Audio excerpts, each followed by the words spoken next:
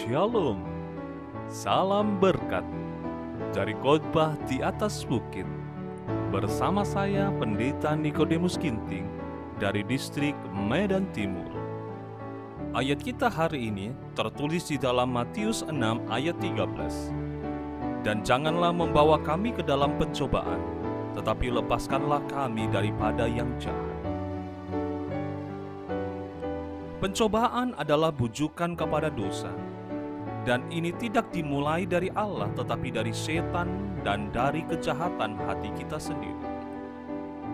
Seperti tertulis dalam Yakobus 1 ayat 13, Allah tidak dapat dicobai oleh yang jahat dan ia sendiri tidak mencobai siapapun. Setan berupaya untuk membawa kita ke dalam pencobaan, agar kejahatan tabiat kita dapat dinyatakan di hadapan manusia dan malaikat-malaikat, sehingga ia dapat menuntut kita sebagai miliknya. Dalam nubuatan simbolis Zakaria, setan kelihatan berdiri di sebelah kanan malaikat Tuhan, mendakwa Yosua imam besar yang mengenakan pakaian kotor, menolak pekerjaan yang malaikat ingin lakukan kepadanya. Ini menunjukkan sikap setan terhadap setiap orang yang sedang diupayakan Kristus menariknya kepadanya. Musuh itu membawa kita ke dalam dosa, lalu ia mendakwa kita di hadapan segenap isi surga sebagai yang tidak layak terhadap kasih Allah. Tetapi berkatalah malaikat Tuhan kepada iblis itu, "Tuhan kiranya menghardik engkau, hai iblis. Tuhan yang memilih Yerusalem kiranya menghardik engkau. Bukankah dia ini puntung yang telah ditarik dari api?" Dan kepada Yosua ia berkata, "Lihat, dengan ini aku telah menjauhkan kesalahanmu daripadaku. Aku akan mengenakan kepadamu pakaian pesta." Tertulis dalam Zakaria 3 ayat 1-4. Allah di dalam kasih-Nya yang besar tengah berupaya mengembangkan di dalam diri kita kasih karunia Roh-Nya yang berharga. Dia izinkan kita menghadapi rintangan, penganiayaan, dan kesukaran, bukan sebagai suatu kutuk, tetapi sebagai berkat terbesar dari kehidupan kita. Setiap pencobaan yang dilawan, setiap penderitaan yang ditanggung dengan berani, memberikan pengalaman baru kepada kita dan memajukan kita dalam pekerjaan membangun tabiat. Orang yang melalui kuasa ilahi melawan pencobaan, menyatakan ke dunia dan segenap isi surga ketepatgunaan kasih karunia Kristus.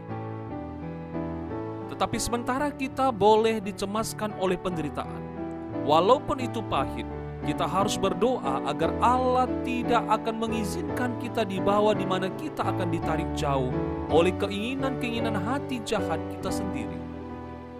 Di dalam memanjakan doa yang telah diberikan Kristus, kita menyerahkan diri kita kepada pimpinan Allah, memintanya untuk memimpin kita dalam jalan-jalan yang aman. Kita tidak dapat memanjatkan doa ini dengan ketulusan hati, namun memutuskan untuk berjalan di jalan apa saja yang kita pilih. Kita akan menunggu tangannya untuk memimpin kita. Kita akan mendengar suaranya mengatakan, "Inilah jalan, berjalanlah mengikutinya." Tertulis dalam Yesaya 30 ayat 21. Tidak aman bagi kita berlambat-lambat dan merenungkan keuntungan-keuntungan yang akan diperoleh dengan menyerah kepada anjuran-anjuran setan. Dosa berarti kecemasan dan bencana kepada setiap jiwa yang memanjakannya. Tetapi itu membutakan dan menipu sifatnya, dan itu akan memikat kita dengan penyajian yang menyanjung-nyanjung. Jika kita pergi ke daerah setan, kita tidak mendapat jaminan perlindungan dari kuasanya. Sebegitu jauh tergantung pada kita, kita harus menutup setiap kesempatan yang melaluinya si pencoba bisa menemukan jalan menuju kita. Doa janganlah membawa kami ke dalam pencobaan adalah suatu janji. Jika kita serahkan diri kita kepada Allah, kita mendapat jaminan. Ia tidak akan membiarkan kamu dicobai, melampaui kekuatanmu pada waktu kamu dicobai. Ia akan memberikan kepadamu jalan keluar sehingga kamu dapat menanggungnya. Tertulis dalam 1 Korintus 10 ayat 13. Satu-satunya perlindungan melawan kejahatan adalah tinggalnya Kristus dalam hati melalui iman dalam kebenarannya. Karena sifat mementingkan diri yang ada di dalam hati kitalah pencobaan berkuasa atas kita.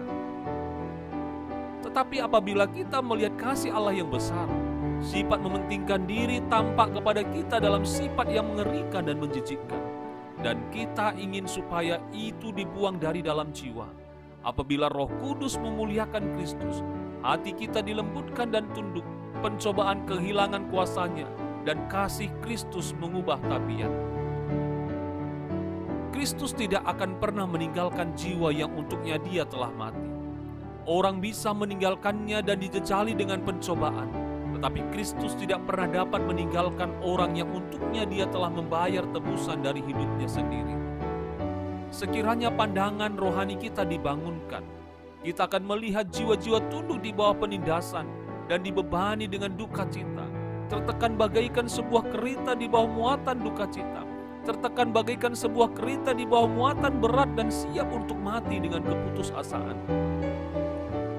Kita akan melihat malaikat-malaikat terbang cepat untuk menolong orang-orang yang dicobai ini. Bagaikan orang di tepi sebuah tebing curam, malaikat-malaikat dari surga memaksa mundur malaikat-malaikat jahat yang mengelilingi orang-orang ini dan memimpin mereka untuk menginjakkan kaki mereka di atas fondasi yang tahan uji. Peperangan yang berkecamuk di antara tentara kedua belah pihak nyata seperti orang-orang yang berperang dengan tentara-tentara dunia ini. Dan kepada hasil pertentangan rohania, inilah tergantung nasib abadi. Kepada kita, seperti kepada Petrus, kata ini diucapkan, iblis telah menuntut untuk menampi kamu seperti gandum, tetapi aku telah berdoa untuk kamu supaya imanmu jangan gugur. Tertulis dalam Lukas 22 ayat 31 dan 32. Bersyukurlah kepada Allah, kita tidak ditinggalkan sendirian. Ia yang sangat mengasihi dunia, sehingga Ia telah mengeruniakan anaknya yang tunggal, supaya setiap orang yang percaya kepadanya tidak binasa, melainkan beroleh hidup yang kekal. Tertulis dalam Yohanes 3 ayat 16. Tidak akan meninggalkan kita dalam peperangan melawan musuh Allah dan manusia. Sesungguhnya, katanya, aku telah memberikan kuasa kepada kamu untuk menginjak ular dan kalajengking, dan kuasa untuk menahan kekuatan musuh, sehingga tidak ada yang akan membahayakan kamu. Tertulis dalam Lukas 10 ayat 19. Hidup berhubungan dengan Kristus yang hidup, dan Ia akan memegangmu kuat-kuat dengan tangan yang tidak pernah membiarkan pergi. Ketahui dan percayai kasih yang dimiliki Allah untuk kita, dan engkau terjamin. Kasih itu adalah suatu benteng yang dapat menahan segala tipuan dan serangan setan. Nama Tuhan adalah menara yang kuat. Kesanalah orang benar berlari, dan ia menjadi selamat. Tertulis dalam Amsal 18 ayat 10. Renungan hari ini diambil dari buku Khotbah di Atas Bukit, halaman 132 sampai 135, yang ditulis oleh Ellen G. White. Kiranya Tuhan Yesus akan memelihara dan memberkati kita di sepanjang hari ini.